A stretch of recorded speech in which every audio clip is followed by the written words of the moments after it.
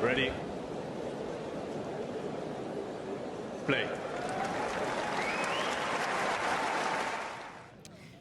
Well, second time of asking. Let's see if this can work. Thankfully, I've got my technician here, whilst he helps the two tennis experts chat about the tennis. Well, we're on day 4, and obviously many people will be familiar with Jack from On the Line Tennis Podcast. Don't forget the word tennis in there. And but also we've got a newbie here, Colin. How are you doing today, Colin? Hello, yes, good morning. It's a pleasure to be here. Nice to join you in this sunny Wimbledon queue. Under normal circumstances, I would pick you up on the word sunny, because it's not super sunny. But I think you've got two things. First of all, you're new. And secondly, by Wimbledon standards, this is basically scorching Barbados-level sunshine that we're baking in right now. But of course, first thing I need to find out from you, Colin, is your level of interest and maybe even knowledge about tennis. So the first thing I want to ask you is, do you know your Shapovalovs from your Dimitrovs? Absolutely. Don't ask me to spell either, but yeah, I definitely do. Following them both for a few years on the tour. Dimitrov, very interesting up-and-coming player a few years ago. Baby Federer, some might say. But Shapovalov, yeah, he's just a very elastic, explosive player. Kind of, you don't want to take your eyes off him when he's playing, and he's, you don't know how he's feeling, and sometimes he's great, sometimes he's a little bit off, but both really good players. If those two were to play each other, and I'm not really interested in whether you think one would win or the other, but who would you lean towards as a fan? Like, who would you support if those two end up playing each other? As a fan, I would prefer Dimitrov to win. I just enjoy his style of tennis. It's very graceful and balanced. Yeah. All right, well, over to Jack. Just trying to think about some of the matches we've got on the horizon today and your thoughts on that. We were just chatting about Muchova, Niemeyer, Bublik against JJ Wolf, yeah. And we've also got Davidovich Fokina. These are all first up, by the way. Davidovich Fokina against Feast, right? Tell us your thoughts on those 3 matches at least. Yeah, let's start with Arthur Thies versus Davidovich Fokina. I was just saying beforehand, we're trying to figure out what match to see. And I saw Davidovich Fokina in Indian Wells. You can go back to whatever episode that was of Talking Tennis where I couldn't stop talking about how amazing a player he is to watch live. And I'm expecting a Davidovich Fokina win there. So obviously I'm a little bit of a fan. I would quite like just to see a win there in terms of my fandom. And then Bublik Wolf, that is drawing me, John. You could make an argument. You might need to make an argument. I don't know. I'm not sure what way I'm swaying it. You can make an argument. That's going to be an incredibly exciting match. Obviously, Wolf, super flashy. Bublik, some people's picks for Deep run finalist by some people. I saw that on Twitter. Really? Some people by whom? Can't remember off the top of my head. Some choice Twitter accounts that are making crazy predictions. I think TikTok Tennis had Alexander Bublik in the final. I'm pretty sure. I'm almost certain they did. But no, okay. Either way, he's gonna do some pretty good stuff here by the looks of it. The Haller run was obviously insane. Barely got his serve broken the whole tournament. So yeah, I'd quite like to see him actually. He's broken the Haller curse as well. But isn't he on the same side as Djokovic, right? He is. I think that's a semi though. Semi, I'm pretty sure maybe, it's a semi. It's pretty far down the line. So yeah, right. A lot of tennis to be played before then. I do want to get. I've got a question for you about Davidovich Fokina actually and grass. I remember him having some good results last year at Queen's, I think, and I also remember him beating Hurkacz in 5 sets. In arguably the tie of the round in that first round a year ago. I mean, there was a few others there, but that was one for me that stuck out. Yeah. Just because it was a crazy match. I mean, was Hurkacz leading 2-0 in that one? No. So was he 2-0 down and then came back to 2-0. Davidovich Fokina 5-3, 40-love. Exactly, yeah, 3 match points. Yeah, squandered the 3 match points. Did he do one with a tween or something weird? Yeah, he did like a sort of nonchalant 40-love through the legs point, and then it went all the way to a 5th set tiebreak. Davidovich Fokina still won. Yeah. That was a great match. It was just a little bit of entertainment, right? So give me some thoughts of him on grass, Davidovich Fokina. Yeah, good question. I still rate him because from the back it doesn't really matter if he gets a low ball, if he gets a high ball. He's very good at improvisation. He's one of those players who's got amazing defence. Obviously he's way more of a clay courter, but that's not because of what he does from the back. It's because of his serve. His serve's definitely still a little bit suspect. One of those guys who can still hit it hard, but doesn't really place it, like your Novaks, your Hurkacz's, the players we were just talking about, Bublik. So he probably is under the cosh there. He could get beat by Feast just by pure power, right? But he's got a chance just because he's getting better every day in terms of his baseline prowess. I still rate him, John. We'll see. Yeah. Let's go back to our learned friend. By the way, maybe I'll add some subtitles for you guys across the bottom of the screen. But listen, who are you looking forward to seeing today? Today we've got, I see about Stan maybe. I thought He's you on might say first, Stan. so nice to see his oil painting on the backhand, obviously. Quite nice to see that. We've got Andreeva, Andreeva, yeah. Yes, Kochikova, yes. Oh yeah, so what did you make of Andreeva yesterday? Unbelievable. All her defensive skills and her maturity for such a young age in pressure moments was super impressive. Great serve and ground strokes. She had a pretty complete game for someone of 16 years old. Amazing to kind of go the distance and win. So really looking forward to seeing what she does next. And Colin, there's been a lot been said in the last 3 days about the organisation here at Wimbledon this year. We had the Q-Gate scenario on Monday, and it's still a sort of an overspill from that. We've had maybe 1 or 2 security questions with somebody running on a court yesterday, I think, and dropping Scrabble everywhere. But at least getting Scrabble in, I wouldn't question security on that. Who's going to say you can't take Scrabble into?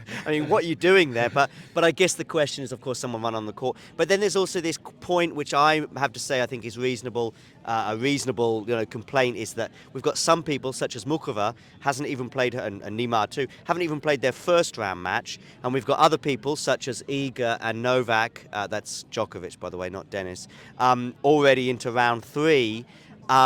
So we've got these sort of questions that are being asked of Wimbledon, certainly on social media. What are your thoughts on any of these things?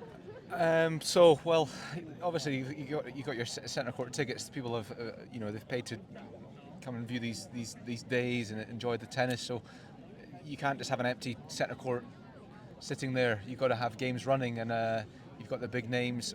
Do kind of understand how they shouldn't be just because of what they're ranking or what was done in the past. They shouldn't be getting benefits from that. It should all be on a level playing field. But I understand that you've got to play matches, and people want to come in and watch some tennis, so they just want to get as many matches played as they can. Jack, what are your thoughts? I think, I agree with Colin in a way. I think people buy a centre court ticket, they want to see centre court matches. I think that's a priority. Doesn't matter what ones are delayed. Yes, you get a point where Mukova is maybe going to play 3-4 matches in 4 days. That is obviously an injustice, but I think it's more to do with I don't think the solution is move her onto centre court and have Novak wait another day, sort of thing. Because otherwise other stuff gets backlogged.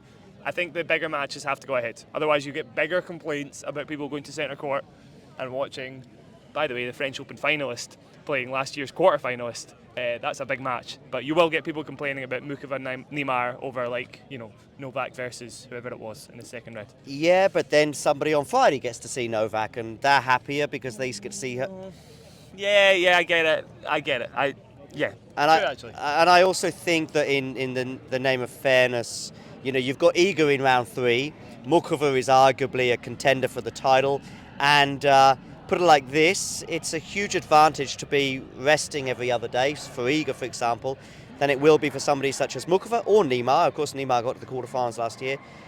Their tournaments are going to be compromised, whichever way. Even if they get, even if they get to the 4th round and then they start having a day off, these things all add up, and suddenly their tournament is going to be compressed into 10 days rather than 14. So, yeah, and by the way, another thing you could just add is that maybe we could start on centre court at 11 o'clock. Yeah, I honestly think it just all comes down to British weather, right? And that is, luck. and I think some people are probably not factoring that in enough, if that makes sense. Yeah, exactly. It's just bad luck at the end of the day. And by the way, there are some real doomsayers on social media about finishing the tournament on time. Let me tell you this: in my lifetime, I can only recall, and this is basically 98% of the time without a roof. I can only ever remember one that spilled over entirely to the Monday, and there was an Edberg Becker final, I think, that was spread over 2 days. But they were more or less on time. It was just the fact that final ends up getting rained off and then has to come back on the Monday. So I think now with having the roof and all sorts of other things, I think it would be a bizarre scenario where we didn't finish the tournament on time. So, but yeah, I think I've made my piece. I think we all have them. We all got a similar opinion, but slightly different. Let's talk about maybe one more thing before I press stop on the camera. I'm sure the audience need to know this little filler. But anyway, what else? Other matches today, I guess we could talk about. I'm just trying to think who's on the agenda today, Jack. Yeah, I might need to take a little look at it. I'm trying to think who else we. Krejcikova Andreeva just had me crazy. Obviously we're not on centre court, but Andy and Tsitsipas are playing. Oh my goodness That's me! probably. I'd actually forgotten about centre court. Yes, so okay. Listen, we'll finish with Andy and Tsitsipas, but we'll talk about that in a second. We've got Liam Broady up against Casper Ruud. Yeah, that's a good one. On centre court. So I'll say quickly my thoughts. I think, of course, playing Casper on a grass court is about as good as it's going to get compared to, say, hard on a clay. I also think, of course, Liam's game probably lends itself a bit more to grass than certainly clay, but to some extent hard. So that narrows this gap. If this was a French Open first round, it would probably be like 90-10 in Casper's favour. I'm going to go with Casper because I actually had this at the beginning of the tournament. But I'm saying it's something around about 55, 45, 60, 40. What are your thoughts? Yeah, those percentages sound about right. Maybe 55, 45 is the one I want to lean towards. I think it's pretty close. So you take Peniston last year, beating Ruud at Queen's. I think there's a lefty thing on grass that makes it a little hard. You've got a forehand into Casper's backhand. Anytime you're making Casper play a backhand, you're neutral at least. His backhand's all right, but still not many improvements to really think, oh, that's a weapon actually in his game. So Liam has got a decent chance with that kind of play in mind, and also, I mean, he's been practicing for ages on grass now. That's like a good. Well, he went out in qualifiers at the French Open, so a bit like Andy. Obviously, Andy choosing not to go to Paris. These two have been doing it, but actually, Liam's singles results have been not great until Wimbledon. Yeah. But there's always an asterisk or caveat. He was actually up a set and a break against Manarino in Queens, and he had a chance for a double break, and then that doesn't happen, and then Manarino breaks back, and that tournament finishes, and we all have this unbelievable memory of Manarino having a great tournament at Queens, and Liam not so good, but fine margins and all that. Yeah, absolutely. Yeah, you got to put that into perspective. Liam's a great player, and actually. That counts for something, John, in a bad way, I would say. Liam gets himself into positions where he could win these matches. Yeah. Casper's a little bit grittier, a bit more experienced. Get him over the line. They could. That's true, actually. So Queens is decent, but certainly at Wimbledon, Liam's going to get pumped up. Definitely. People would be willing to get him through the match. I want to hear your thoughts in a second, but one more thing, Jack, is although I completely agree, putting yourself in that position and then not taking advantage of it, it can be a big concern. But there is one bigger concern, is not even putting yourself in that position in the first place. Yeah, exactly. Yeah. The fact is, his level's there. His level's 100% there. People will probably be thinking, if they don't know much about tennis, world number 4, probably going to rout Liam Broady, 2-1 and 2 or something. Yeah. That's not going to happen. No way. It'll be close. It'll definitely be close. Do you like, you're a Casper Ruud fan, Colin? Yeah, obviously a big hope for the future of tennis. He's quite good, amazing player. Some great results this year. So he'll come in with a lot of confidence, and definitely a close game. I think I agree with a lot of what you've already said. But fresh after the weekend. Fresh after the weekend. I mean, Casper's super fresh. I mean, he's barely picked up a racket in the last 3 weeks, which, by the way, I don't think many people have been criticising him for. I just think it's been a laugh watching him go to concerts and stuff. I have no idea what concerts he's going to. The weekend was one. The weekend was one. Okay, because I actually saw him with the volume down, and he's just singing and stuff, and I'm actually entertained with the volume down. Although maybe the weekend are great, I don't really know much about him, but Broady in 4. That's what I'm saying. Broady. You go Broady in 4. Yeah, say Broady in 4. You were starting to doubt it, by the way. I want you to hold the mic. I was going to say. I want you to keep the mic. Well, maybe 5 sets. Maybe the crowd will get him over the line. In that case. Colin, let's get to Andy Murray. A certain British player. We watched him in the pub the other day, and when I say we watched him in the pub, we didn't see Andy Murray in the pub. We saw him on TV playing. And he had a very comfortable win over Peniston. Does that performance give you a lot of confidence as a I guess, an Andy Murray Oh, fan. absolutely, yeah. He's hitting his serves well, just settling into the sort of midway through the first set, really settling into his serve, and his forehand going into Penniston's backhand, I think was quite effective, and he's, going for a shot. So yeah, really good signs, moving well.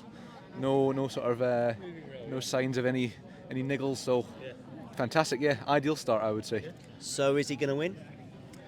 We'll not put the bunting up just yet, but we'll definitely give him a good cheer on the way. All right, fine. Let's get your final thoughts then, Jack, on this match. I suggested to you earlier that, a team had chances, and I think he won the first set, didn't he, against Stefanos yesterday? Or when did they start? Did they start yesterday or the day before, Stefanos? And I think they started 2 days ago. They started right? 2 days ago. Yeah. And I just said to you that as a Murray fan, if you were in the Murray camp in any way, shape or form, probably Dominic Thiem would have been preferable right over Steph. Yeah. Just because of his kind of fluctuating level, right? You kind of know you're going to get, or you would expect that there's a chance Thiem doesn't turn up, right? Whereas Tsitsipas, you're going to get pretty much the same level every single time, right? But it's not much in it, actually, John. I'm saying that, and Thiem could have peaked against Andy, and that would have been that. Tsitsipas could get beaten by Andy. You know that for a fact. From the back of the court, there's really not much in it on a grass court. On return, Tsitsipas is criminal on return. Yeah. Criminal in a negative sense, yeah. I guess criminal's always negative, but you know what I mean. Maybe on the street somewhere, it's cool to talk criminal, no? Yeah, right. But, what happened in the Penniston match? Because for me, I was watching the first 5 or 6 games, and Penniston had a couple of break points. I thought, this set could easily get away from Andy, and then we're in an uphill battle. But before you know it, a couple of hours later, he's won with dropping just 4 games.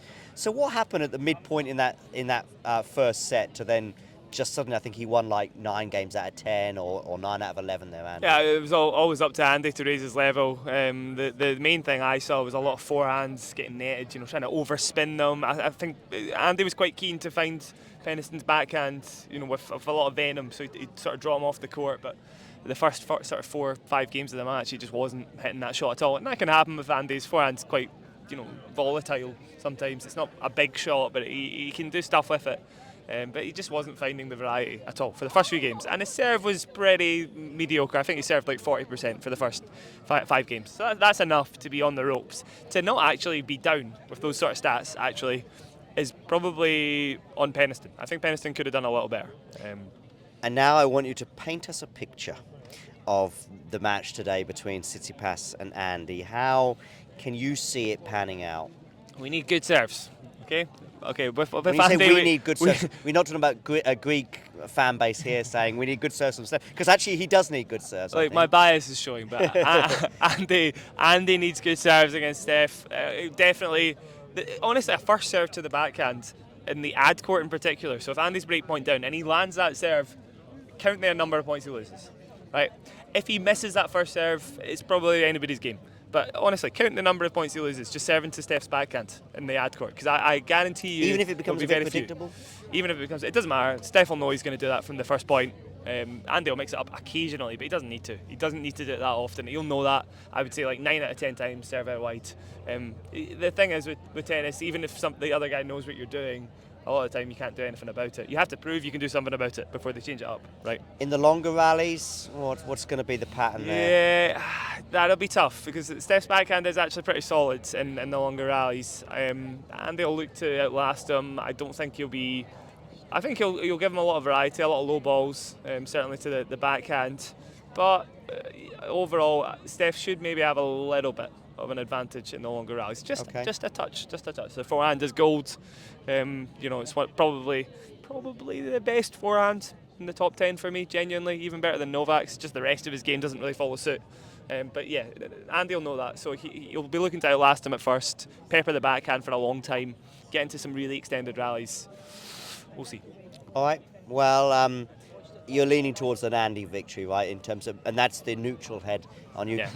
I guess I am too, but I think it could be a disappointing day as well in terms of the British crowd here. Of course, will be firmly behind. We've got obviously Liam up first, Liam Broady up first, and then followed by Andy. it really, any of the 3 or 4 possibilities from those 2 matches, in terms of it could be a really disappointing day for the Brits with both Casper and Stefanos winning.